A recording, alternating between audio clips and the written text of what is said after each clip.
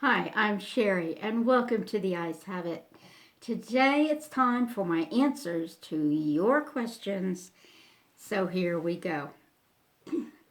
I did not get any questions on Instagram this time, and pretty sure I didn't get any on my Facebook page.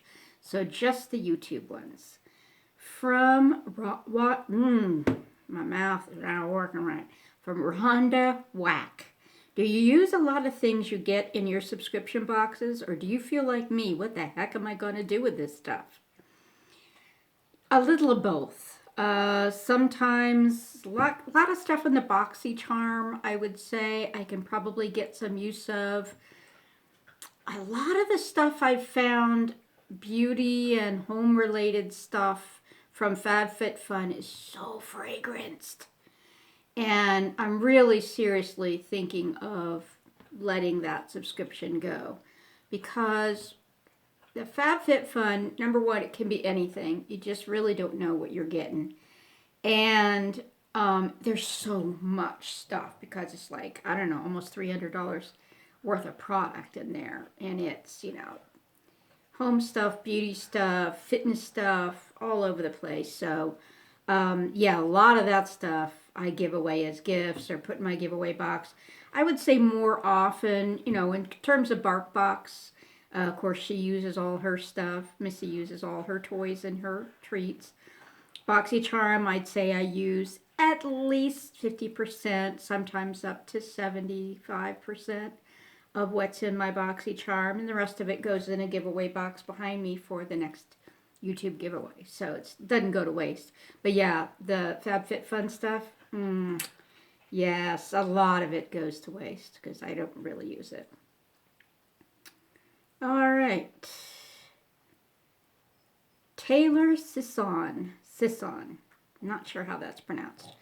2 questions. What's the most important lesson you've ever learned, either in life or on YouTube? I would say the same answer to both questions, which is always be yourself, which is what I close my YouTube videos with. I just really feel like in life and on YouTube, being yourself serves you best.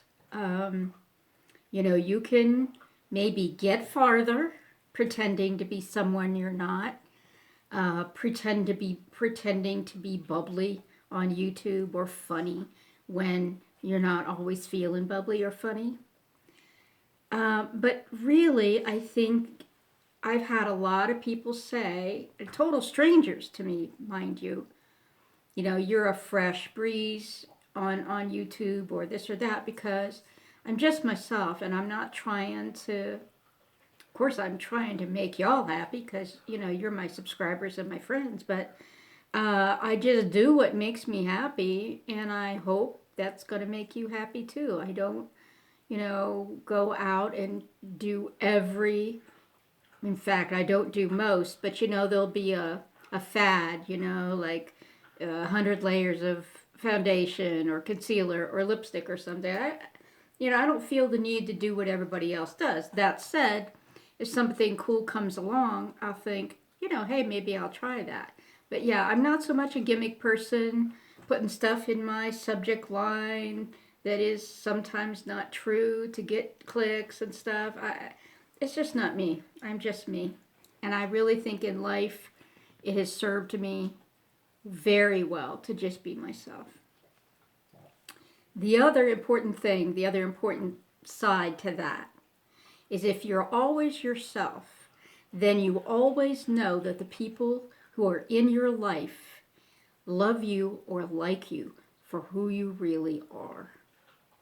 If you put on some sort of pretend persona, then you're never going to know if the people who are close around you, whether that's a boyfriend, a best friend, whatever, loves you for who you really are, because they don't see who you really are. Question number 2. I'm a graduate student about to enter my career in the fall of this year as a teacher. What's one piece of advice you could have told yourself back at that point in life? Well, I just give you amazing kudos, Taylor, for becoming a teacher. We need more teachers, and we need more good teachers. In terms of teaching, I know you didn't ask me specifically in terms of teaching, but let me give you a little of both. In terms of teaching, I would say don't talk down to children. I think the success that I had in working in preschool and in elementary school, not as a teacher, but as a volunteer, was that I never talked to the children as if they were some afterthought, something that wasn't important. And it's amazing how many times I hear adults talking to children that way, even their own children. But just, speak to them, not as an adult maybe, but speak to them with respect, because respect can only be earned. And if you give it, you are more likely to get it. In terms of what I would have told myself at that point of my life, I think be yourself, because in the beginning I was such a people pleaser. That's just how I was built, how I was made. And I was trying to please everybody and make everybody proud of me, or whatever the case may be. And I wasn't sticking to who I am. So that's still part of it. But the other part of it, I think, is that, how do I put this? I guess I want to say, don't get too wrapped up in the drama of the moment, which when you're young is so easy to do. Everything you go through, and especially the hard stuff, is going to make you grow. And you've probably already seen that going through your college and your schooling. But for sure, all the hardness and the difficulty that I've ever had in my life has made me a stronger and better person. So I guess just to focus on doing the best you can, being the best you can, and let God, nature, the universe take it from there. And just try not to worry so much, because I'm a worrier. And that's probably what I would have said to my younger self. Thank you so much. Great, great, great questions. Okay, northern part. I'd like to know if you had a pet before Missy or in childhood. Yes, I did. I've only had 2 dogs in my life. One was my childhood dog, and I got him for my birthday, I think around my 7th birthday, and he was my constant companion up through high school. And his name was Scampy, and he was a toy fox terrier, so he was, maybe only about that big. And he was just the fiercest protector and so loyal. And unfortunately, once I started to grow up, and my little brother, who was 10 and a half years younger than me, started to get old enough to go outside and play, then Scampy became his protector. And he died protecting my brother when my neighbor let his hunting dogs out of the cage one day, and they attacked my brother. And Scampy, who was, 1/100th their size or something, there were 2 or 3 of them, one of him, and he was only this big, but he protected my brother with his dying breath.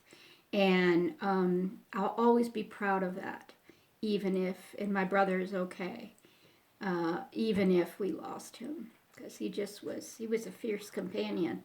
And then in my early adulthood, I had a miniature dachshund who was also about that size, a little longer maybe, and his name was Hans. So Missy's my first girl dog. All right, Mary Gardner has a question. What is your favorite song, and what kind of music do you like, and what do you and your little sis like doing best together? Okay, favorite song, gosh, for a long time, little sis and I were like so into the song. Jessie J, I'm burning up, burning up, Burning up, I'm burning up. And we were really, really into that. Now I've been listening to, oh God, I'm not going to remember her name. The girl who does the song about This Is My Fight song. I bought the CD and I've been listening to that. And there's a song on there called It's a Better Place Since You Came Along. Love that. Music, man, I'm all over the place. I have what you call an eclectic taste in music. I listen to jazz, I listen to classical, I listen to classic rock and roll from the 70s, which is when I was young, and stuff like Led Zeppelin and Aerosmith and Edgar Winter Group and all that kind of stuff. A little bit of everything. The only things I really do not like, I do not like real twangy country music, and I hate real heavy gangster rap, especially when it really gets into very nasty stuff about women and how they treat women. And little sis and I, every time I've been asked this question in the past, I've always said going to the pool. But really, I can't think of a single thing we don't enjoy doing together. We've sat here in the house when it's been raining or snowing, and we've played board games. We have done art together. We go to the movies pretty regularly to see animated films. We are due to see the movie Sing, but we missed getting together this weekend because we had a big snowstorm. We do like to swim. We go to the state park. We really, like I said, I can't think of a single thing we've done where we didn't have fun because our personalities are just so meshed, despite the fact that I'm 64 years old and she's 11 years old. We are like the same person in some ways. And so we just have a blast together because we love one another and we have fun doing the same things. Okay, Kate Shaw. What were some of your, she noted that in my call for questions, I did a James Shatner impression doing Captain Kirk, and she caught that, and she said, what were some of your old favorite 70s TV shows, the old standards? You know, I'd have to really look at a list to see what was specifically 70s. Star Trek, the original Star Trek, aired here in the States in the mid-60s, and that was a huge one. Stuff like in the 70s, I'm not sure if this was 70s or 80s, but like as silly and ridiculous as it was, I loved The Love Boat because it had celebrities on there. I loved MASH. Oh, MASH was one of my favorite shows of all time.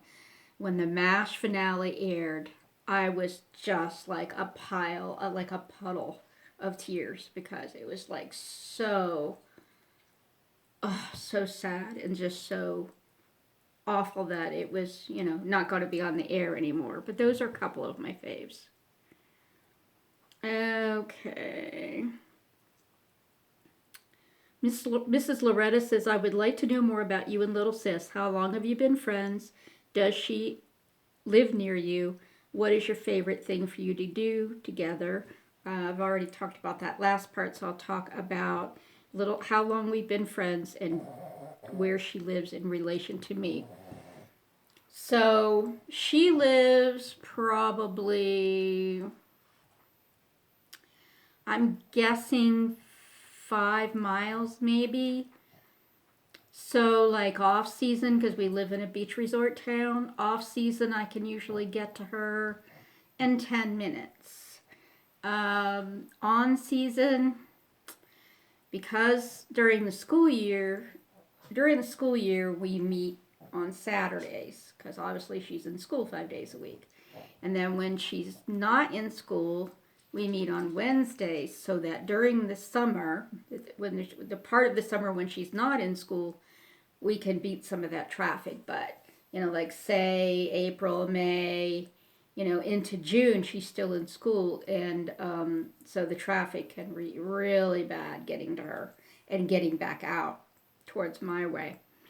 So it can take 20, 30 minutes. It doesn't usually, but it can. And how long have you been friends?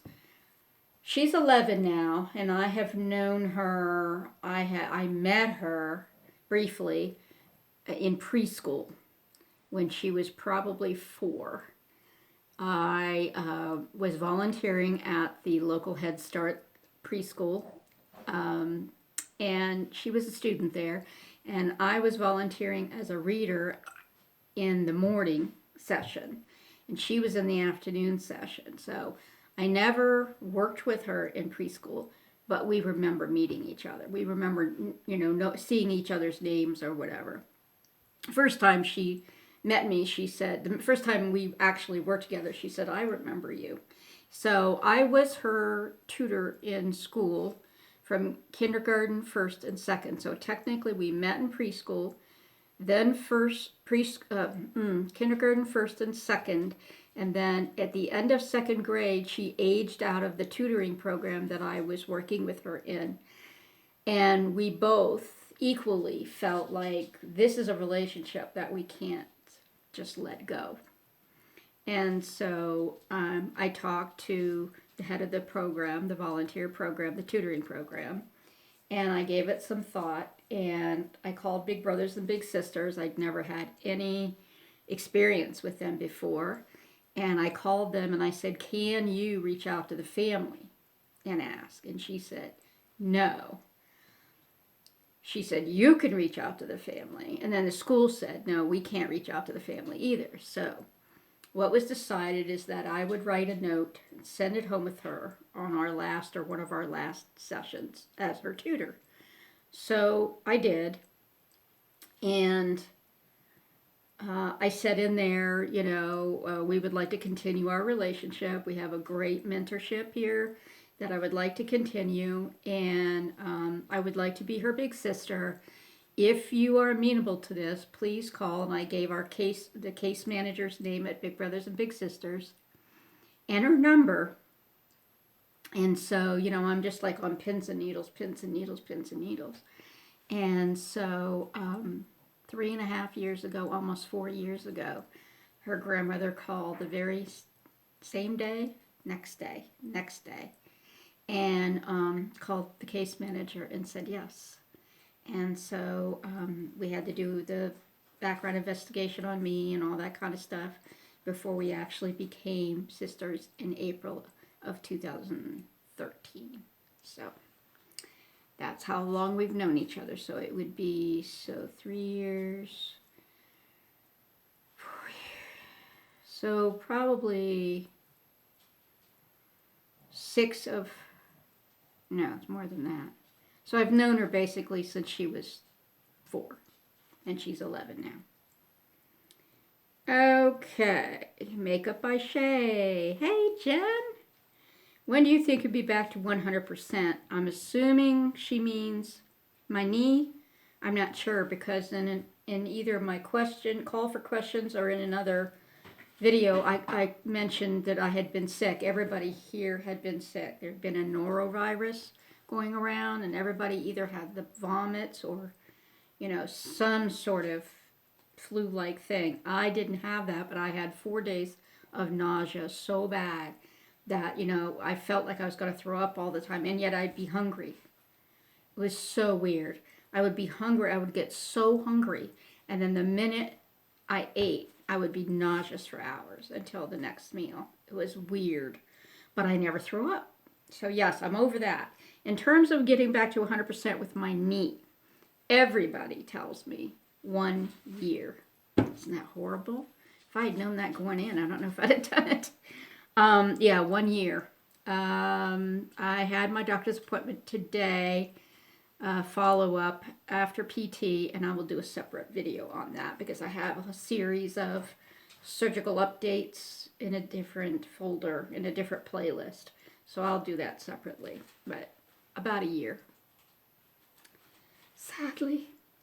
Do you feel, and this is still Makeup by Shay, do you feel the same about YouTube from when you first started? Well, I would say yes. Missy May, are you getting into trouble over there? Hey, Missy May. She gotta act out. and she's not getting attention. Okay, sorry. I would say yes, I do. But, obviously you can't really compare because when I was new to YouTube, I knew no one. I mean, I had been watching Emily Noel for a long time. I had been watching Kristen Game. I had been watching Candy Johnson. But that, I didn't know anybody. Those were people that were too big to even, personally know me. Even though Kristen is always good about responding. I would say Kristen knows me now in terms of we're not friends or anything, but I mean, when I reply to her, she's usually good about replying right away. So yes, I do feel about the same. The only difference is that now I feel a much bigger, warmer sense of community on YouTube because now I know all these people. So it's actually even better, a better feeling about YouTube for me now because I feel this sense of community, especially in the over 50 beauty community and especially in terms of my subscribers here in my little village. Okay, and I think she had one more question about YouTube. Who are some of your favorite YouTubers? Kristen Game still is. I don't watch Emily Noel quite as much anymore, but I still follow her on Snapchat and Instagram and stuff. And, Natalie the Beauty Diva, Sharon Capehart. Those are people I watch pretty regularly. Makeup by Shay. Okay, Mary Ellen Sholin asks, what type of house or apartment do you and Missy live in? We live in a condo. It's a 2-bedroom, 2-bath condo. And it has a big wraparound veranda, which is right in front of me. And it is a nice location because it's 10, 15 minutes to the beach, but yet it's out far enough away from town that you can get around different places pretty easily. Okay. Mary Ellen after 60, so we have 2 Mary Ellens in a row here. What do you enjoy doing in your spare time? Do you have a favorite author, television program, or movie? In my spare time, I am sadly, a lot of my time gets taken up with 2 things. Well, we're not even going to mention the dog because when you have a needy dog like a Shih Tzu, a lot of your spare time gets taken up paying attention and meeting the needs of the Shih Tzu. But unfortunately, beyond the dog, for not counting the dog, 2 things that take up a lot of my spare time that I overdo it on. It's TV. I'm a TV addict. I mean, I have been for years. And number 2 is, I used to say computer, but since surgery, I don't use the actual computer as much. I use my tablet more. And I sit in my recliner and use my tablet, and that way my leg doesn't hurt so bad as if I sit at the computer. If I sit at the computer even for 15 minutes, I get achy in my knee. So I usually just sit in my chair. But I'm a gamer. I love games. I'm 64. I may be the only woman over 50 who is still huge into games. I don't know, but I love them. I'm currently addicted to Hill Climb Racing 2. If you played Hill Climb Racing and you loved it, I would absolutely recommend Hill Climb Racing 2. And I'm also semi-addicted to Gin Rummy Plus, I think it's called. I thought I was downloading, it's free, I thought I was downloading just a game for me to play Gin Rummy on my tablet. But what it turned out to be, which actually is kind of cool once I got used to it, it is competitive gin rummy across the world. Like you're playing with people from all over the world. And it's competitive. And it's not for money in the traditional sense, it's for coins. And you get X coins. You don't even have to spend real money to play. So yeah, I'm a Sims addict. I've been a Sims addict since SimCity years ago. But I play Sims on the PlayStation now instead of on the computer. All right, I believe that is all. That may be the fewest questions I've gotten in a long time, but that's okay because they were all cool questions. Oh, and I wanted to answer Mary Ellen After 60's question about favorite author and television program. I love the program Scorpion, and I am a reality TV show fan in terms of Project Runway, Top Shelf, that kind of thing, but I do not watch any Kardashian crap. I do not watch any Housewives crap. All that like big drama stuff, I stay away from. I don't need that. I can sometimes turn on Top Chef, which is on Bravo, which is where all that stuff airs. And I can see the last like minute and a half of one of those housewife shows before Top Chef comes on.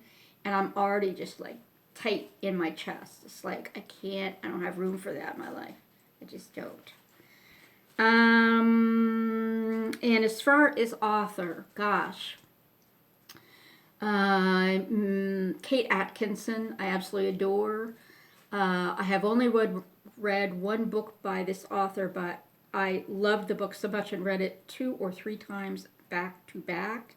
And that is Emily St. John Mandel, who wrote Station 11, which was my #1 book of last year. I think it was last year. Yeah. I'm sorry, not 2016, 2015, I think. And I used to love science fiction author, what was his name? Ben Bova. But the last book I read from him, didn't like it at all. And recently I have, for about the past 2 years, I've really gotten into the Kindle lending library, which is if you have Kindle through Amazon and you have an Amazon account, you can rent or check out a book for free once a month. And I've really gotten into this guy named, I think it's it's M.M. and the last name is Mather, M-A-T-H-E-R. And he writes a series called Nomad. And I've really enjoyed it. It's not great literature or anything, but it's like the last one I read, which was the second book in the Nomad series. Man, it was just like bam, bam, bam, and it was a great adventure. Lots of suspension of disbelief required. Huge amounts. But that's okay. All right, I think that is everybody. And I can hear my certain bad girl over there going through my trash can. Crinkle, crinkle, crinkle. You guys may not be able to hear it from this distance, but she'd go over there going through my trash can, looking for candy wrappers. I know, I hear you. I hear you, even if I can't see you. I eat a Dove dark chocolate promise. It's a little individually wrapped bite-size chocolate every day. And for some reason, they don't leave any chocolate on the wrapper, but for some reason she likes to chew the foil. She balls it up and then she chews it. And she leaves them on the carpet. But she digs in my trash cans and my recycle cans. Okay, we're getting into almost up to 30 minutes now. Let me go ahead and end my talking.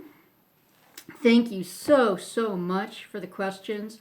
All good questions. I mean, there's no super easy questions in there. I had to think about most of them, and I thank you for that. Thank you as always for being here and especially supporting me when I have not really been able to be that active. But I'm hoping that things are going to be improving for me and I'm going to start being able to come back and give more original content. All right, take care, be well, and always, always, always just be yourself. Bye.